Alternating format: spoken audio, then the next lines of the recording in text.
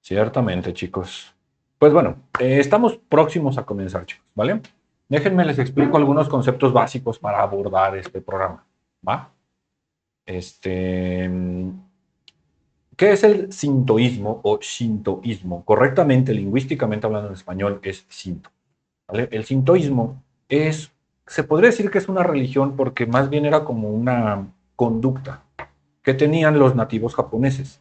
Cuando la isla de Japón fue descubierta por los migrantes del sur que venían mayormente de Corea, ya había gente ahí, ya existía gente ahí. Y ellos practicaban una forma de creencia donde básicamente, muy básicamente, porque hoy lo vamos a abordar a fondo, creían mucho en la fuerza de la naturaleza, deidificaban las cosas naturales, ¿vale? Llegan a poblar la isla gente del sur con budismo que heredaron de China, que a su vez heredó de la India, y llegan y se mezclan las ideas. Por eso el budismo en Japón es un tanto diferente, porque como muchas religiones se fusionó, ¿vale? El sintoísmo es la religión del nativo japonés antes de que el budismo llega, ¿va? Y hoy vamos a hablar del origen de la humanidad de acuerdo al sintoísmo, de acuerdo a las creencias japonesas. ¿Estamos próximos a comenzar, chicos? Permítanme presentarme, yo soy Hikari a sus órdenes. Si tú estás viendo esto diferido en YouTube o en Spotify, soy creador de contenido, soy guía de turistas en Asia, mayormente en Japón, y llevo 20 años viajando entre Japón y México. Actualmente tengo un programa con 5 años de antigüedad donde abordamos noticias japonesas y un poquito del resto de Asia, desde la comedia, desde el sarcasmo, desde la estupidez, pero sí con valor cultural. ¿Vale? Llevamos 5 años haciendo eso. Y resulta que muchas notas requerían contexto, requerían acompañamiento, explicarles sobre leyes, sobre cultura, sobre religión, historias. Y como aquel programa es un desmadre, porque esa es la verdad, muchos de mis espectadores me decían, oye, yo me divierto mucho cuando estás hablando, pero luego el chat trae su desmadre, ¿no? Y me quedo como a medias, ¿no? Ya era una observación que traía seguido. Entonces creamos paralelamente este programa. Aquí hablamos de eventos japoneses, ya sea crímenes, ya sea culturales, sociales, políticos, religiosos, pero lo hacemos a manera de podcast, sin interrupción, platicamos. Este proyecto es nuevo, apenas tiene 2 meses de antigüedad, ¿va? Entonces, muchísimas gracias. Me encuentras en cualquier red social mencionable con el mismo nickname, DJ Hikari. Ahí estoy a tus órdenes. Vamos a comenzar y para ello quiero comenzar haciendo un disclaimer, ¿vale? Espero que me tengan paciencia porque sí, sí va a ser necesario. ¿Por qué no? No tengo pena en decirlo. Este canal ha estado bajo ataque ideológico 2 veces y las dos fueron por religión. Entonces ya me cansé. Ya me cansé y la segunda vez que Twitch me puso una alarma y me puso un montón de castigos, les dije, oye, pues, ¿qué puedo hacer, no? Y pues me hicieron algunas indicaciones que sinceramente no me gustaron porque básicamente son, pues, cállate los hocico, ¿no? Pero también me hicieron una que sí puedo hacer, o haz un disclaimer. Ah, mira. Entonces, pues sí quisiera comenzar recetándoles, porque no les estoy mencionando, les estoy recetando el disclaimer, ¿sale? Destápense las orejas, nene, sobre todo si ustedes son muy religiosos. Antes de comenzar, quiero hacer una aclaración. Este episodio no busca cuestionar, atacar ni ridiculizar la fe de absolutamente nadie. Hoy vamos a hablar de la mitología y de las creencias del sintoísmo con el mismo respeto con el que hablaríamos de mitología griega, nórdica, egipcia o cualquier tradición religiosa que ha formado parte de la historia de la humanidad. El objetivo de este podcast es conocer, aprender y comprender otra forma de ver el mundo, no decirle a nadie en qué deben creer. Así que seas católico, cristiano, ateo, budista, practicante del sintoísmo o simplemente tengas curiosidad por la cultura japonesa, eres bienvenido, porque aquí venimos a hacer lo que más nos gusta. Vamos a aprender sobre Japón. Sean todos bienvenidos, chicos. Este es el podcast, el Hicast número 008, y vamos a hablar del origen de la humanidad de acuerdo al sintoísmo, a la religión japonesa. Lo que estás a punto de escuchar no es como tal una historia, ¿vale? Hay que tener muy en cuenta eso, por favor. Tampoco pretende ser ciencia. Esto es la explicación que dieron los antiguos japoneses para responder a las preguntas más antiguas de la humanidad. En todos los rincones del mundo nos hemos preguntado lo mismo. ¿Cómo nació el mundo? ¿Por qué existe la muerte? ¿Por qué el sol y la luna? ¿Sale? Y aquí hay detalles más específicos hablando de Japón. ¿Por qué los japoneses consideraban que su emperador descendía directamente del sol, ¿no? Hay que aclarar que esta historia fue escrita hace más de 1300 años, en 2 libros fundamentalmente, ¿vale? Uno que se llama Kojiki, apréndanse bien ese nombre porque lo vamos a utilizar el resto del podcast. que lo terminaron de escribir en el año 712. Y hay otro llamado Nihon Shoki, que se completó en el 720. Solo tienen 8 años de diferencia. Pero sobre todo, apréndanse el nombre del Kojiki porque lo vamos a seguir usando toda la noche. ¿Sale? Las historias que contienen estos libros, irónicamente, no nacieron hace 1300 años. Son más antiguas que los libros mismos. ¿Sale? Durante siglos fueron transmitidos de forma oral por sacerdotes y narradores y clanes mucho antes de que alguien las escribiera. ¿Vale? Así es como funciona. Y entonces, esta historia o estas historias comienzan cuando no existía absolutamente nada. Antes del cielo y de la tierra, no había Japón, no había océanos, no había montañas, no había sol, no había luna, ni siquiera existía el cielo. Los antiguos japoneses imaginaban el universo como una masa caótica, sin forma, sin arriba, sin abajo, como el espacio, ¿no? Una especie de océano infinito, donde todo estaba mezclado, todo estaba batido. Y de repente, como toda historia, comienza con algo extraordinario, con algo inesperado. De aquella masa uniforme comenzaron a surgir por sí mismos los primeros kami, los dioses. Para hablar de kamis quiero que nos detengamos un momento, porque aquí en Occidente solemos traducir un kami como un dios, pero para serle sincero, esa traducción se queda muy corta. Un kami puede ser una deidad, sí, pero también puede ser un espíritu, o puede ser la esencia de una montaña, o de un río, o del viento, o del sol, incluso de un árbol. Los kami no son dioses al estilo griego. Los kami son manifestaciones de lo sagrado que están presentes en la vida y en lo natural, en el universo. ¿Vale? Son la esencia de algo vivo, la esencia divina que trajo la vida. Y los primeros kami en este océano infinito aparecieron espontáneamente. No tuvieron padres, no nacieron, simple y sencillamente existieron. Y después aparecieron otros, y luego aparecieron otros. Y se completaron varias generaciones divinas. Es importante decir esto porque aquí encontramos uno de los errores más comunes de Internet. Vamos a hablar de dos dioses, Izanagi e Izanami. Muchas veces se cree que ellos fueron los dioses originales de la creación japonesa, los primeros dioses del sintoísmo, pero no es así. Ellos fueron los creadores de la vida, pero descienden de una larga línea de dioses, de kami. Cuando ellos llegaron, cuando ellos aparecen en escena, el universo ya tenía mucho, ¿vale? Pero ¿qué es la diferencia? Que aunque había muchos kami, no había vida, solo había divinidad. No existía un mundo para vivir. Y entonces les otorgaron una misión. Los kami más antiguos un día vieron ese océano todo batido, todo caótico, y tomaron una decisión. Es hora de hacer algo, es hora de crear algo. Y para eso eligieron a esta pareja. Un dios masculino, Izanagi, Izanagi no Mikoto, y una diosa femenina, ¿vale? Izanami no Mikoto. Sus nombres se traducen más o menos como el que invita y la que invita. Y para dar inicio, les entregan un objeto divino, un objeto extraordinario. Es una lanza enorme cubierta de joyas. Esta lanza es importantísima, se llama Ame no Nuboku. Es una lanza celestial. Vamos a llamarle la lanza celestial de aquí en adelante para las personas que se integren después al podcast no sepan, puedan referirse que estamos hablando. La lanza celestial. Y después los llevan a un punto específico de este infinito océano. ¿Sale? Se conoce como Ame no Ukihashi, un puente flotante en el cielo. Se pueden asomar a ver el infinito de Smagi. Allá abajo no hay tierra, no hay continentes. Está este caos de esta masa. Y los kami superiores les dan una orden. Creen el mundo. Adelante, ¿no? Ni siquiera les dieron instrucción. Y así nace la primera isla. Izanagi toma la lanza celestial y la apunta dentro de ese océano primordial. Y comienza a remover lentamente esas aguas, como si fuera una sopa que no se acaba y que no se seca. No pasa nada. Pero cuando levanta la lanza, el agua ya no es dulce, es salada. Y esta agua salada que empieza a gotear de regreso, comienza a endurecerse hasta convertirse en tierra firme.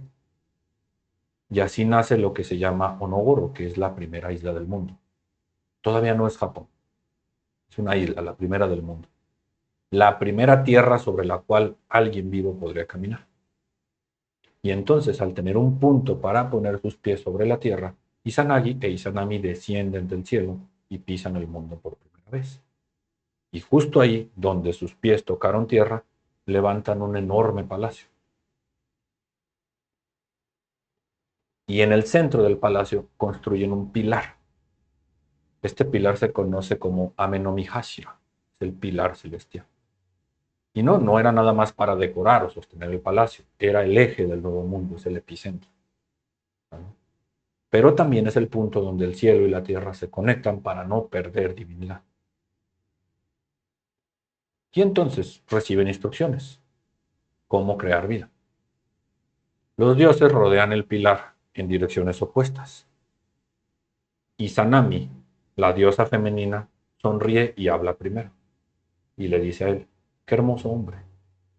E Izanagi voltea y sonríe y le dice, qué hermosa mujer. Y entonces se unen. Nace su primer hijo, pero nace con unas deformidades horribles. Este hijo se llama Hiruko, se le conoce como el niño sanguijuela.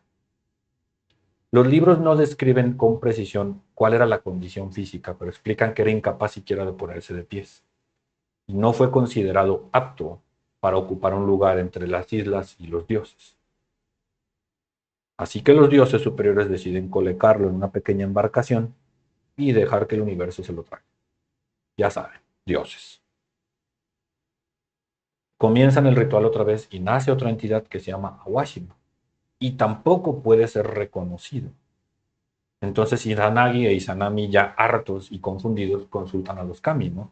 Oye, el ritual no sirve. Y estos les responden, es que no entendieron las instrucciones. Según el orden ceremonial de aquella época, debía ser el varón el que pronunciara primero. Yo sé que hoy día esa idea puede parecernos extraña o retrógrada o injusta, pero bueno, este mito refleja las normas sociales de hace 1300 años, no una enseñanza universal, ¿no? ¿Vale? Pero hasta aquí no hemos visto nacer Japón, ni volcanes, ni mares, ni viento, ni sol. Aquí es donde para mí empieza realmente la grandeza de este relato. Inician una vez más el ritual. Una vez más se paran en lugares opuestos del pilar y caminan. Y entonces Izanagi, el hombre, habla primero. Qué hermosa mujer. E Izanami le responde, qué hermoso hombre. Y entonces sí, ahora sí, la creación comenzó. 8 grandes islas. Hay que entender algo aquí. Cuando decimos que Izanagi y Izanami crearon Japón, no significa que de un momento a otro apareciera el país como lo conocemos, ¿no? Los antiguos japoneses imaginaban su archipiélago como algo que nació muy poco a poco, como una gestación y un parto muy largo. Cada isla se considera literalmente un hijo de Izanami, ¿sale? Los textos antiguos llaman a este episodio el Kunium, que se traduce como el nacimiento de la tierra. Aquí está naciendo la tierra. Y una tras otra comienzan a nacer los grandes territorios que formarían Japón. Territorios que se conocen como tal: Awaji, Shikoku, Oki, Kyushu, Chi, Tsushima, Sado. Y finalmente nace la isla más grande de todas, esa bananota que conocemos como Japón, Honshu, la gran isla. La isla donde hoy se encuentra pues, Tokio, Osaka, Kioto y Hiroshima. Estas 8 islas fueron conocidas como las Oyashima, las 8 grandes islas. Y con el paso de los siglos, Japón incorporaría miles de islas más a su territorio. Ya saben que les daba por invadir y esas cosas, ¿no? Pero ese es otro cuento, ¿no? Pero para quienes escribieron el Kojiki, acuérdense del Kojiki, estas islas constituyen el corazón del país. Esa es la parte sagrada, el Japón sagrado, el Japón original. Ya había tierra, mucha, pero la labor de los dioses Izanagi e Izanami apenas está comenzando, porque crear las islas no basta. ¿Qué sería de un mundo sin montañas, sin ríos, sin bosques, sin viento, sin lluvia? Y los dioses comprendieron que un territorio vacío no era suficiente, había que llenarlo de vida. ¿Vale? Y entonces comenzamos un episodio importantísimo en la religión sintoísta, el Kami-Umi, que es el nacimiento de los Kami. Ok, Hikari, ya había Kamis en el cielo. Estamos hablando de la tierra. Los Kami de la tierra. Aquí van a nacer los Kami de la tierra. ¿Por qué? Porque a diferencia de muchas religiones donde un Dios crea todo con una palabra, un acto de voluntad, aquí el mundo nace como una familia, con hijos. Quizá una familia latinoamericana, con muchos hijos. Cada nuevo Kami representa una faceta de la fuerza de la naturaleza, no son simples individuos. Es la esencia espiritual del mundo. ¿Vale? Y Sanami daba luz e inmediatamente una parte del universo adquiría vida. ¿Sale? Nació el Kami del mar y el océano dejó de ser solamente agua, ahora contenía vida. Tenía un espíritu que daba vida. Nació el Kami de los ríos y el agua dulce comenzó a moverse y a recorrer las montañas. Nació el Kami de los árboles, del campo, del valle, de las montañas, de las nieblas, del viento, puertos, caminos, agricultura, alimentos, casas, todo tenía un Kami. Todo. Incluso nacieron Kami relacionados con minerales, embarcaciones, portales, cruces entre caminos. El mundo ya no era solo materia, ya estaba vivo. Todo en esencia poseía un Kami. Y esta es una diferencia muy profunda y muy esencial entre el sintoísmo y religiones occidentales. En el sintoísmo, la naturaleza no fue creada únicamente para que el humano la utilice y la consuma. La naturaleza es sagrada por sí misma porque viene de la deidad. Una montaña puede ser un Kami. Una cascada puede ser un Kami. ¿Han visto estos árboles que tienen más de 100 años? Se cree que albergan un Kami dentro, por eso tienen sus cuerdas ceremoniales. No porque sean dioses en el sentido que aquí conocemos, sino porque son manifestaciones de lo que es divino. Y esta forma de entender el mundo sigue muy presente en Japón hoy día. Por eso existen bosques sagrados llenos de estos árboles, por eso veneran rocas, por eso hay cascadas donde la gente va a hacer rituales de purificación. Todo comenzó con esta historia, porque la naturaleza y la esencia es divina por sí misma. ¿Vale? Pero parto tras parto, eventualmente iban a ser la oveja negra. Los nacimientos continuaban, Kami tras Kami. El universo poco a poquito se iba completando, hasta que llegó otro embarazo. Parecía uno más. Parecía igual que los anteriores. Y claro, esto no sería una gran historia si no terminara como una tragedia. Izanami estaba a punto de dar a luz a un nuevo hijo, a Kagutsuchi. ¿Quién fue Kagutsuchi? El Kami del fuego. Estaba naciendo el fuego. Y el fuego no era como el mar, no era como el viento, no era como los árboles. El fuego consume. El fuego transforma, el fuego destruye. Y cuando Kagutsuchi nació, las llamas envolvieron el cuerpo de su propia madre porque también era divino. Los textos describen que Izanami sufrió quemaduras tan graves que comenzó a agonizar. Y se dice que mientras yacía herida, mezclada de sus propios vómitos y de su propia orina, de todo esto seguía naciendo más kamis, más vida. Y todos estos se empezaron a asociar con elementos de la tierra, agua, arcilla, minerales, fertilidad. Incluso cuando ella deja de existir, el momento en que muere, se marca uno de los eventos más importantes del sintoísmo. Hay que entender algo. El sintoísta tiene la plena seguridad y convicción que la muerte genera vida, que la muerte no es el final. Suena a que todo el mundo lo entendemos. Si a mí me preguntas, no hay creencia que lo entienda como ellos, que la vida es parte de un ciclo. No es solo que sea inevitable, es parte de. Y esto comienza aquí.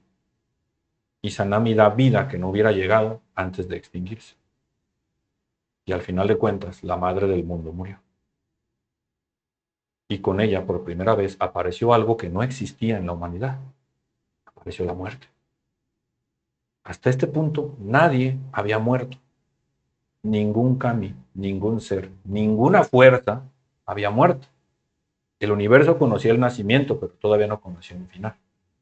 Entonces Kagutsuchi no solo trajo el fuego al mundo, trajo algo más grande, más importante y más aterrador.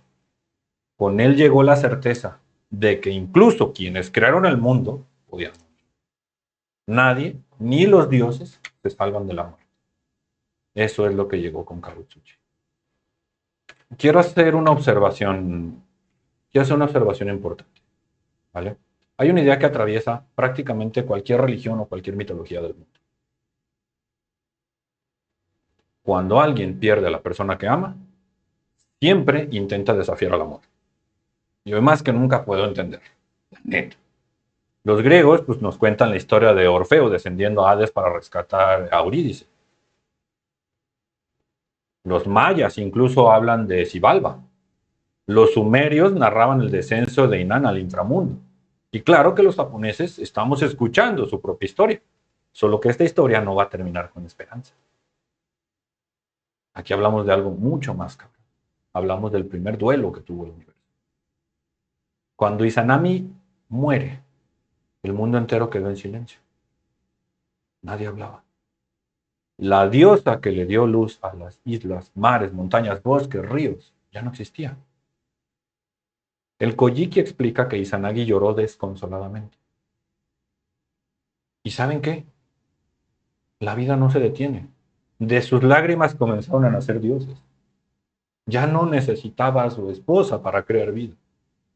Él podía crear vida por sí mismo y entonces, ¿cuál era el objetivo? ¿Dónde estaba su esposa? ¿Cuál era su utilidad? El mundo no la necesitaba, él podía crear vida por sí mismo. El mundo no necesitaba a su esposa, él necesitaba a su esposa.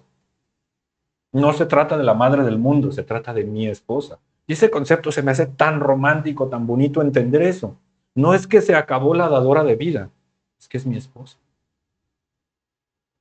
Es que ya no estoy solo, hay vida, pero no está mi esposa. No me importa el mundo entero para acompañarme, no está mi esposa. Mames, cosa tan preciosa, tan preciosa. Me pregunté si podía decir esto sin llorar. Izanagi comenzó a llorar y de sus lágrimas nació vida. ¿Por qué? Porque en el shintoísmo incluso el dolor crea vida. Incluso el llanto tiene una fuerza creadora. Pero claro, ese duelo eventualmente se convirtió en rabia. Porque lo que él sentía no era celestial, era terrenal. La rabia, el luto que sentía era terrenal. Y entonces un dios conoció un sentimiento propio de los vivos, propio de la tierra, la rabia. Y frente a él estaba parado el responsable, su propio hijo, Kagutsuchi, el dios del fuego. Y entonces Izanagi desenvainó su lanza celestial y sin mediar palabra decapitó a su propio hijo, cegado de ira. No fue un combate, no hubo defensa, fue una ejecución. ¿Y qué creen? Que hasta la sangre creaba dioses. Cada gota que salpicó la espada dio origen a nuevos kami. La sangre que cayó por las rocas se convirtió en dioses, la sangre que corrió por las hojas se convirtió en dioses. Incluso distintas partes del cuerpo cercenado de Kagutsuchi al caer sobre la tierra engendraron nuevas deidades vinculadas a montañas, a volcanes. A mí esto se me hace una idea fascinante porque te explican que la muerte no detiene la creación, la muerte transforma la creación, la muerte trae nueva vida. En el universo del sintoísmo no existe una división absoluta entre vida y muerte, una alimenta a la otra. Todo está conectado. Pero nada de esto le devolvía a su esposa. Nada de esto devolvía a Izanami. Y entonces tomó una decisión que ningún kami había tomado antes. ¿Por qué? Ninguno estaba enamorado, claro. Iba a buscarla, sin importar dónde estuviera, sin importar el peligro. Si existía un lugar donde descansan los muertos, él iba a ir ahí a sacar a su esposa. Y así comienza un viaje hacia el Yomi no Kuni, la tierra de la oscuridad. Y aquí les explico, les cuento qué es el Yomi. Hay que detenernos un momento para explicarlo bien, porque es muy fácil explicar que el Yomi es como el infierno japonés. Y la neta, yo mismo lo hago por quitarme de pedos, pero no lo es. No existe un demonio supremo gobernándolo. No hay castigos para los que fueron malos. No hay recompensa o salvación para los buenos. Esa idea se las inyectaron mucho después con el budismo. El yomi original, el que se escribe en el Kojiki, es otra cosa. Es un lugar al que van los muertos, pero no van a descansar. Se te pudre una manzana, la tiras a la basura, que no apeste mi cocina, que no llene de gusanos mi casa. El yomi es la basura. Los muertos van a pudrirse. Es un lugar donde todo se corrompe, donde no entra la luz, donde la vida deja de existir. No es un sitio de tortura, es un sitio de putrefacción, de descomposición. Por sí mismo es bastante aterrador estar ahí. No necesitas otra tortura, te estás pudriendo junto a otros que se están pudriendo. No se sabe cuánto tiempo, si fueron centenares, milenios. Se dice que tras un largo viaje Izanagi encontró la puerta al yomi. No sabemos cuánto tiempo caminó buscando a su esposa. Finalmente encontró la puerta del yomi y entró. Es el dios de la creación. Podía hacer lo que se le diera su chingada gana, ¿no? Entra y aún para un dios la oscuridad era absoluta. La encontró, pero no la podía ver. Había mucha oscuridad entre ellos. Y entonces aquí comienza uno de los diálogos más famosos de toda la mitología japonesa. Que les dije al principio, el hombre habla primero. Izanagi tomó la palabra. Y lo primero que dijo fue, mi amada esposa, el mundo que creamos todavía no está completo. Aún quedan muchas tierras por formar, muchos kamis por nacer. Vuelve conmigo. Imagínense este momento. ¿Se dan cuenta que no era un Dios tratando de salvar a la humanidad? Era simplemente un esposo suplicándole a su esposa que regrese a la casa. Es tan hermoso, tan bonito. Y del otro lado de la oscuridad, Izanami le respondió. Y lo que dijo, ojo aquí, cambiaría para siempre el destino del mundo. Voltea y le dice, has llegado tarde. Yo ya comí la comida de este lugar. Y esta frase puede parecernos extraña, pero no es la única cultura. En muchas culturas antiguas existe la misma idea. Comer el alimento del inframundo significa aceptar que tú ya perteneces ahí, para siempre. O sea, le pasa a Perséfone en la mitología griega, y también pasa aquí. Izanami, al haber comido dentro del yomi, ya pertenecía al reino de los muertos. Sin embargo, todavía había una posibilidad. Son los dioses de la creación. Y si algo demostró el esposo, es que era muy paciente. Izanagi dijo, te espero. ¿Qué es más importante que mi esposa? Yo aquí me siento y tómate el tiempo que quieras, no hay prisa. Es más, voy a ir a hablar con los dioses de este lugar. Voy a ir a hablar con los kamis de este lugar. Y ella dice, no, tú no perteneces aquí, esa es mi chamba. Yo voy a hablar con ellos. Voy a pedirles permiso sutilmente para volver contigo. Ojo aquí, Izanagi hablaba de paciencia, pero de soberbia. Izanami hablaba de paciencia desde la humildad. Espérame, pues no estamos en nuestra casa, güey. Serás mi esposo y seremos muy chingones, pero estamos en casa ajena, güey. Déjame ir a pedir permiso. Y ojo aquí, que cómo nos encanta a los hombres cagarla. Su esposa le puso una condición. Como les encanta a las esposas poner condiciones, a huevo. Obviamente, esto es milenario. Te pongo una condición, una sola. No me mires. Si eres paciente, espera, pero no me mires. Izanagi aceptó. Esperó y esperó, en un silencio absoluto. No había viento, no había luz, no había sonido. Esperó en una oscuridad absoluta. Una vez más, no se sabe cuánto tiempo estuvo pacientemente en la oscuridad, esperando a su esposa. El Kojiki nos dice que esta espera fue demasiado larga. Y entonces la desesperación pudo más que la paciencia. Izanagi necesitaba ver a su esposa, necesitaba saber qué estaba ocurriendo. Él llegó muy gallardo, ¿no? Vestido de oro y con todos los accesorios del mundo. Tenía un exquisito peine en la cabeza. Se lo quitó, rompió uno de sus dientes y lo utilizó como una pequeña antorchita, como un cerillito. Una llama diminuta, chiquitita, muy pequeña, pero suficiente para iluminar el rostro de su esposa. El problema es lo que vio. Aquí el mito cambia por completo de tono. Porque lamentablemente aquí se detiene la creación. La mujer hermosa con la que él creó el mundo había desaparecido. Ante él estaba un cadáver. Su cuerpo estaba podrido. Los gusanos recorrían su carne. La putrefacción ya había consumido su belleza. Y sobre su cuerpo ya habían nacido 8 dioses del Yom. Dioses del inframundo, los dioses del trueno. Ella había dado vida en el inframundo. El trueno habitaba ya en la carne de su esposa. Izanagi sintió un horror indescriptible.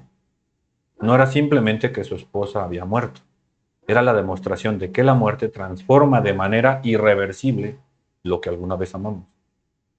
Si se murió, no es quien amaste. No importa cuánto le amaste y cuánta paciencia, no importa quién sea, se murió y no va a ser lo mismo. Y fue entonces que Izanagi perdió esa gallardía. Hizo lo único que no debía hacer. Retrocedió horrorizado y gritó.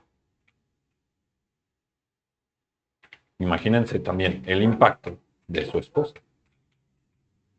Aquí se aplica la... Estoy diciendo que no me veas, cabrón. Te pedí un solo favor, güey.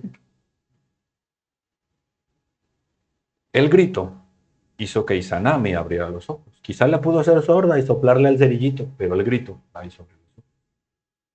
Hay que entender a Izanami aquí. Ella no estaba furiosa porque su esposo hubiera ido a buscarla. Estaba furiosa porque le rompió una promesa. Ella le pidió una sola cosa: no me mires, y él desobedeció.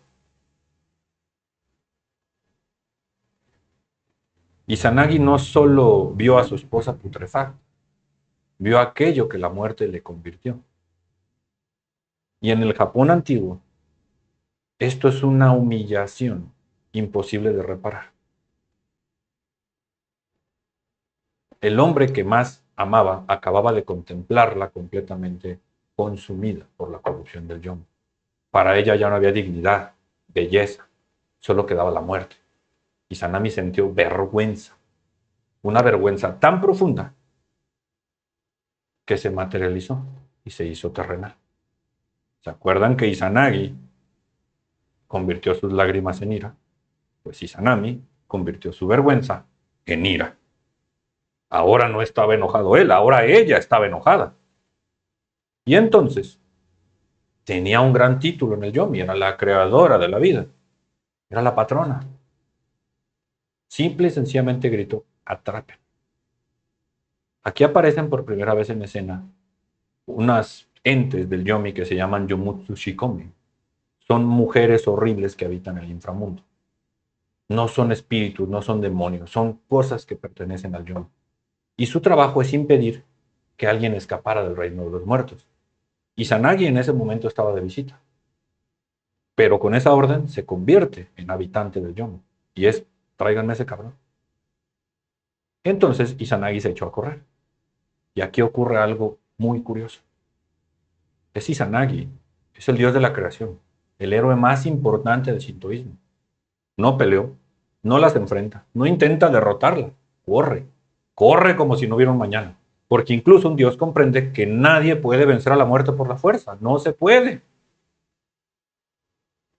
Entonces, mientras Izanagi iba huyendo, se dio cuenta que sus perseguidoras cada vez estaban más cerca. Era una carrera perdida, oscuridad total, no conoce el terreno. Tomó otro de los dientes del peine y lo arrojó al piso, lo lanzó detrás de él. Cuando estos dientes tocan el suelo, recuerden que él es un dios de vida. Pequeño paréntesis, en Japón se come el brote de bambú, es esencial. Como él es un dios que hace vida, lo que él provoca es vida. Cuando los dientes impactan la tierra del yomi, empiezan a brotar tallos de bambú. Y las Yomutsushikome se detuvieron y empezaron a arrancarlos y a comer desesperadas, como si fuera la cosa más rica que habían comido en la vida. Izanagi aprovecha esos instantes y gana distancia. Es una escena que puede sorprender mucho a uno hoy, pero refleja una idea muy antigua que a mí me encanta. La comida puede interrumpir el impulso de los seres sobrenaturales. Incluso en México tenemos el altar de muertos, que ponemos comida. No se trata de magia espectacular. Es un mundo donde los objetos cotidianos poseen algo sagrado y la comida es portador de vida. Cuando las perseguidoras terminan de comer, reanudan la carrera. E Izanagi sabe que lo van a alcanzar. Del cepillazo original que da, nacen unas parras, unos racimos de uva. Él mientras corría los veía crecer. Toma las uvas y las arroja al piso. Y las mujeres se inclinan para recogerlas, pero esta vez una por una. Una vez más, la comida estaba salvándole la vida. Logra alejarse. Los antiguos japoneses entendían que la abundancia y los frutos de la tierra eran capaces de contener, aunque fuera por un momento, el avance del caos y la muerte. ¿Cuántas veces este está enfermo? Come. Aunque no tengas ganas, come. ¿Cuántas veces hablamos de la última cena? La comida, sí, por sí misma, biológicamente hablando, médicamente hablando, científicamente hablando, es capaz de detener un instante la muerte o de prevenirla. Y esto lo retratan de una forma tan exquisita. El mismo Dios de la creación usó comida para escapar de la muerte. Y entonces Izanami se dio cuenta que su servidumbre había fracasado. Y dijo, pues me toca ir por él. La patrona en persona iba a ir por él. Ella en ese momento ya no era la diosa que había creado Japón, era la reina del mundo de los muertos, del Yomi. Y tras de ella se vinieron sus nuevas creaciones, 8 dioses del trueno. Ahora sí le aventaron a la caballera pesada. Y no conforme con eso, detrás de ellos venía un ejército del Yomi. El inframundo entero estaba comenzando a perseguir. A mí se me hace muy poderosa esta escena. No es un hombre huyendo de un monstruo. Es una representación de la vida huyendo de la muerte contra todo pronóstico. Él ahí hubiera perdido. Izanagi ya no podía correr más. Había corrido una eternidad. Y entonces encontró la última creación de su cepillo, un árbol de durazno. Todos aquí entienden que los duraznos tienen un dejo de divinidad en Asia, herencia de China. Tomó los duraznos y empezó a arrojárselos a sus perseguidores. ¿Y qué es lo que pasa? Que esta vez no se alimentaron, retrocedieron. Los duraznos tenían la habilidad de alejar. Ya no pudieron acercarse, los duraznos los repelían. Un durazno. Les recuerdo, en Asia antigua este fruto es considerado un símbolo de pureza, de longevidad, de protección contra los malos espíritus. No es algo exclusivo de Japón, en todo Asia se cree esto. Fue tan importante este fenómeno que Izanagi después bendeciría a los duraznos y les otorgó un lugar divino, reconociendo que un durazno les salvó la vida. Y finalmente logró encontrar la salida. Encontró un paso estrecho. Y detrás de él, su esposa. No había tiempo. Al salir, lo primero que agarró fue una roca gigantesca. Esta roca se llama Chibiki no Iwa, la gran roca del camino amarillo. Y con todas sus fuerzas la arrojó al acantilado. La piedra cayó y selló para siempre la entrada al inframundo. Esto es uno de los momentos más simbólicos de toda la mitología japonesa, porque no destruyó el Yomi y no venció a la muerte. Simplemente pintó una frontera. A partir de este instante, el mundo de los vivos y el mundo de los muertos quedaron separados para siempre. Nunca volverían a ser el mismo lugar. Porque recuerden el inicio de la historia, no estaba escondido, solo no sabía dónde estaba. Esta roca por fin lo separa para siempre. Y la parte que a mí más me impresiona sucede después. La roca ya estaba puesta. Izanagi permaneció de un lado e Izanami del otro, pero todavía podían escucharse. Pero nunca iban a volver a verse. Y entonces ella gritó, le gritó muy fuerte. Si me abandonas aquí, te juro que cada día mataré a 1000 personas de tu mundo. No era una maldición, era una ejecución nacida del odio. Era consecuencia de haberla abandonado, porque entonces él la abandonó en el Yomi, la obligó a quedarse ahí. E Izanagi, por primera vez desde que este infierno comenzó, se cerró en un momento y dijo, si tú matas a 1000 del mío, yo cada día haré nacer 1500. Y con estas palabras el mito explica el origen del ciclo de la vida. Porque cada día la muerte reclama existencias, pero la vida siempre va a responder trayendo más. No se vence a la muerte, se convive con ella, se negocia con ella, se apuesta con ella, pero no se le vence. Este se me hace uno de los diálogos más profundos del sintoísmo. La muerte no es un error, no es un castigo, no es una derrota, es parte inevitable del equilibrio del universo. Y mientras exista la muerte, también va a existir el nacimiento, porque si Izanami no matara, Izanagi no creaba. Ahí comienza el ciclo de la vida y la muerte. Pero aunque Izanagi había escapado, algo seguía mal.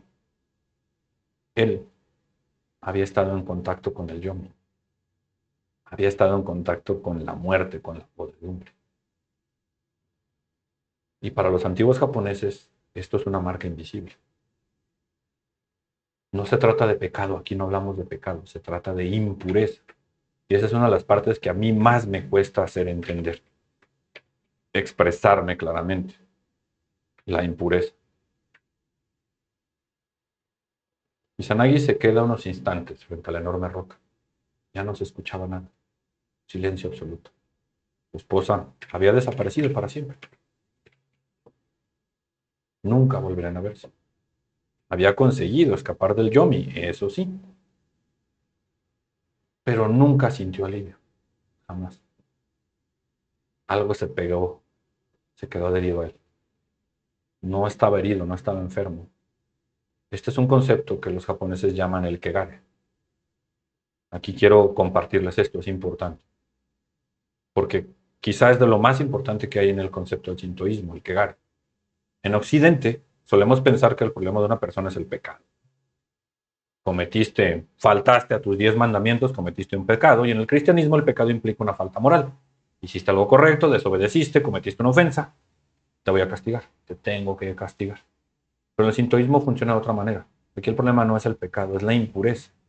Y la impureza no significa que seas malo, significa que estuviste en contacto con algo que alteró el equilibrio natural. Incluso la sangre de un parto, una enfermedad, una catástrofe, y claro, sobre todo la muerte, todo esto produce kegare. No es porque seas inmoral, sino porque es algo que pertenece a un estado que no es compatible con la vida. Él trajo con el yomi el kegare. Esto no me pertenece, esto no es de aquí. Por eso existen los rituales de purificación en Japón, para librarte del kegare.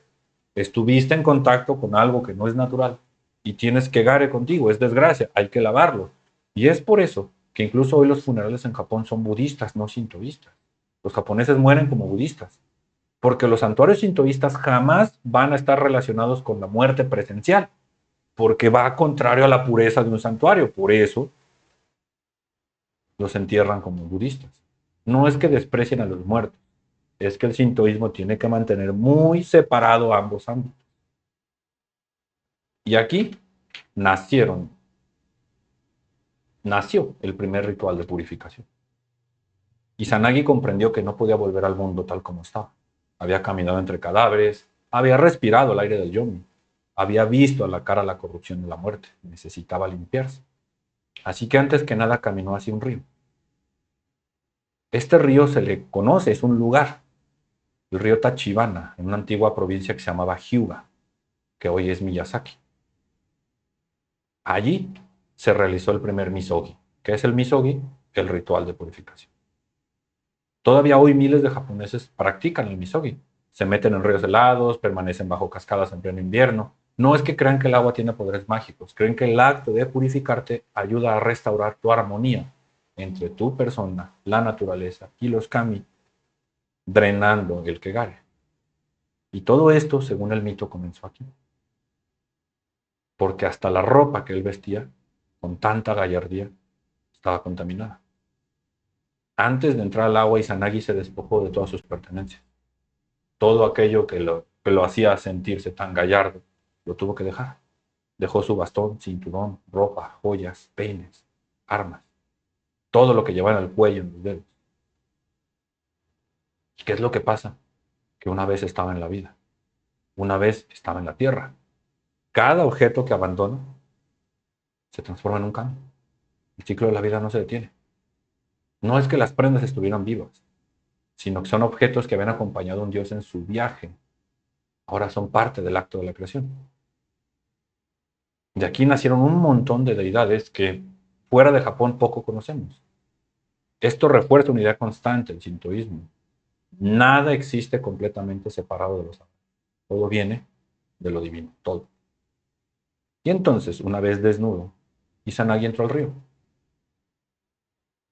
Empezó a lavarse y por cada parte del que lavaba, nació un kami, nació otro kami, nació otro kami. Y a medida que el agua recorría su cuerpo, seguían apareciendo deidades. Fue una lista enorme de kami surgidos durante este proceso. Y dejó un mensaje: la purificación no solo elimina la impureza, genera vida. Y finalmente llegó el momento más importante. Lavó su cara. Y por fin pudo llorar. Ya no de rabia, de luto. Ahora no solo había perdido a su esposa, la traicionó y la abandonó. Estaba en la tierra, una vez más, con sentimientos mundanos, terrenales. Y al lavar su cara, lloró.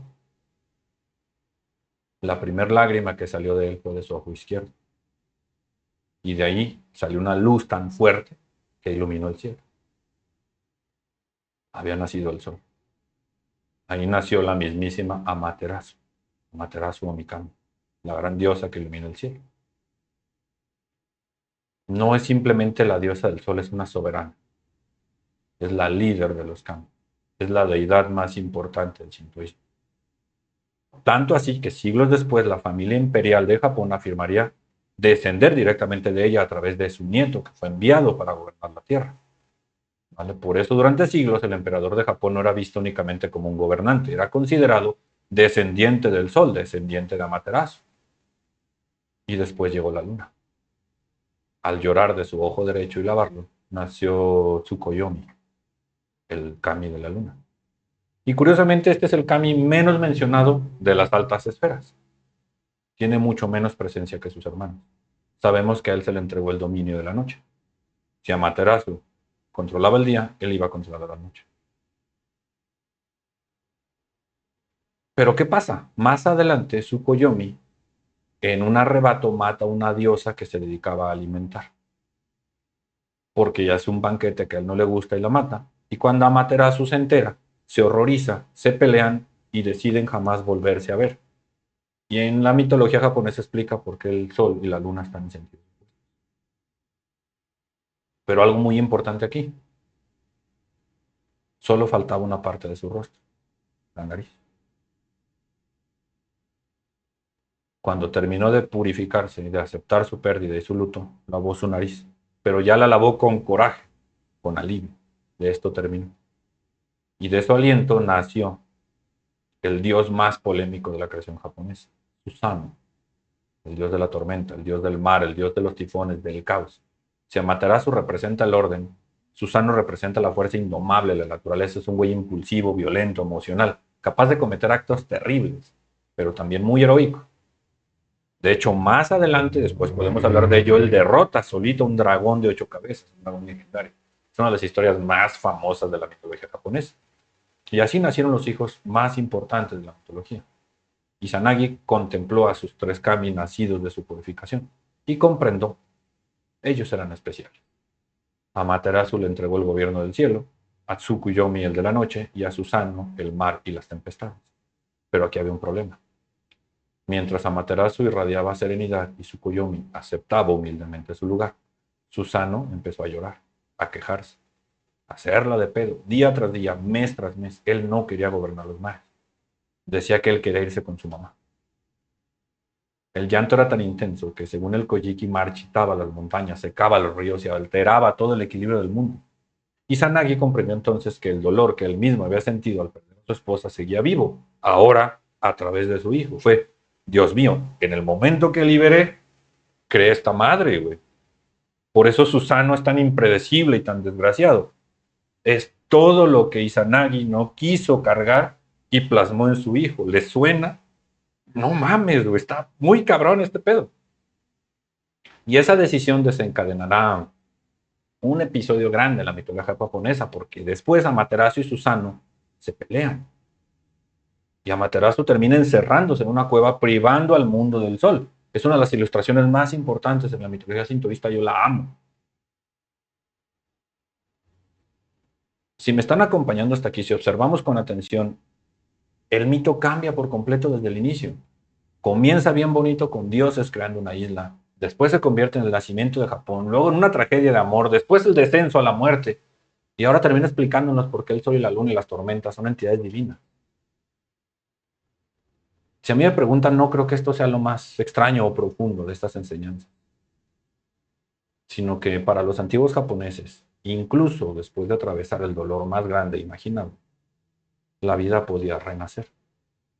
No de la guerra, no de la venganza. Simple y sencillamente, ya hice mi desmadre, cálmate y báñate. Algo tan sencillo. Y aquí quiero hacer una acotación importante.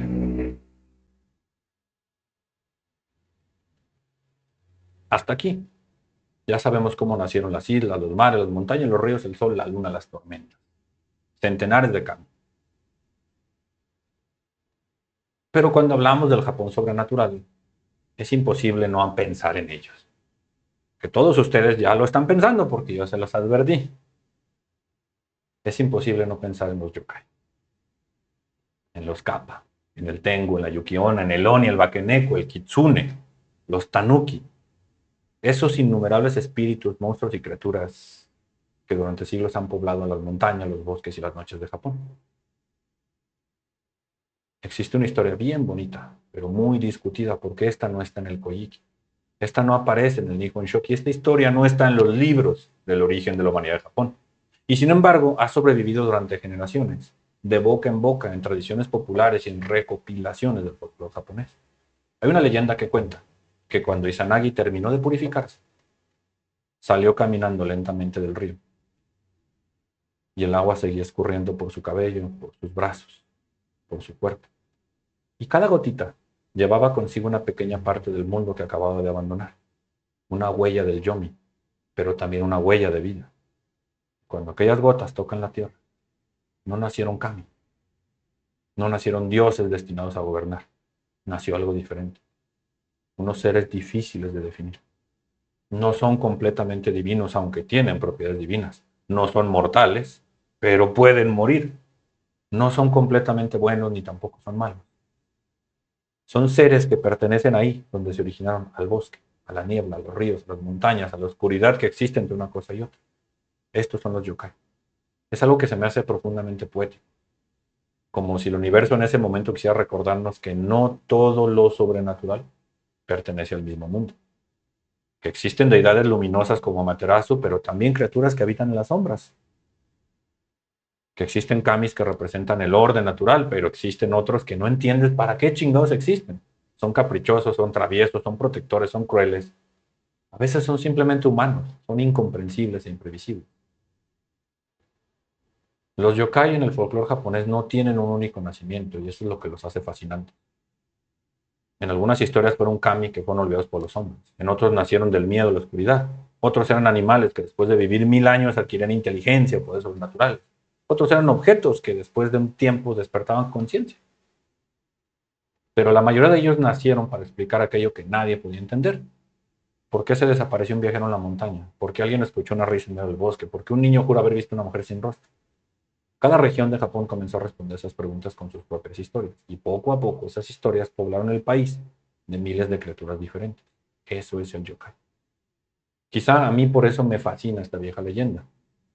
No porque sepamos qué ocurrió, porque de hecho no sabemos, sino porque resume perfectamente una idea. El mismo universo dio origen a grandes dioses, pero dejó un huequito para el misterio, para lo que no podemos calificar. Esos seres que viven en la frontera entre la naturaleza, el espíritu y la imaginación humana se me hace bien bonito. Y precisamente, chicos, de los yokai va a tratar los siguientes programas. Vamos a iniciar una serie. De aquí en adelante vamos a hablar de 2 a 3 yokai por programa. Porque si los kami nos explican cómo nació el mundo, los yokai nos enseñan cómo los japoneses aprendieron a convivir con todo lo que no pueden explicar. Esa es la que se me hace la diferencia más hermosa entre ambos mundos. Los kami representan el orden del universo y los yokai representan todo lo que no podemos entender. Me hace algo tan hermoso. Y es que si algo nos enseña el sintoísmo es que el mundo nunca estuvo del todo vacío. Desde el primer instante las montañas tuvieron espíritu, los ríos tuvieron memoria, los árboles tuvieron voluntad. Incluso el sol tiene un rostro y la luna tiene un nombre. Incluso la muerte tiene una historia de cómo se originó. El universo estaba vivo y no era diferente el bosque. En el bosque sobra que se pudiera ocultar en la nieve, o porque un zorro viejo aprende a hablar. Había demasiado en el bosque para experimentar. Yo creo que los antiguos japoneses nunca buscaron llenar el mundo de monstruos, de ideas. Simplemente nunca dejaron de ver que todo está lleno de vida, que hay vida en todas partes. Por eso es que los yokai no son simplemente monstruos. Son la forma en que un pueblo antiguo le dio rostro a todo lo que no puedo explicar. ¿Por qué silba el viento? Un yokai. ¿Por qué cruje? Un yokai. Fue la forma en que lo entendieron. Entonces, a partir del próximo episodio, dejamos atrás grandes dioses y nos metemos a cultura yokai. ¿Cómo ven? Tenemos encuesta que nos acaba de hacer Mapachu. ¿Ya habías escuchado sobre Izanagi e Izanami? Yo tengo una pregunta. ¿La base de datos de todo esto es chino? ¿Pero qué tanto? Ah, caray, no, es japonés. Creo que llegaste un poquito después del inicio. Es japonés. Esta es la forma en que los nativos japoneses veían el mundo. Veían la religión antes de que los pobladores llegaran del sur, mis estimados. Entonces, la base de datos es japonesa, carnalito. Antes de despedirme y, y que mi señora me haga favor de leer los comentarios, chicos, eh, quiero compartirles algo. Eh, esta es una reflexión más personal. Es algo muy personal. Quienes me conocen saben lo loco que estoy por mi alimentación, ¿verdad? Ustedes lo saben. Quien me conoce tantito saben que cuántos de los he sermoneado, ¿no?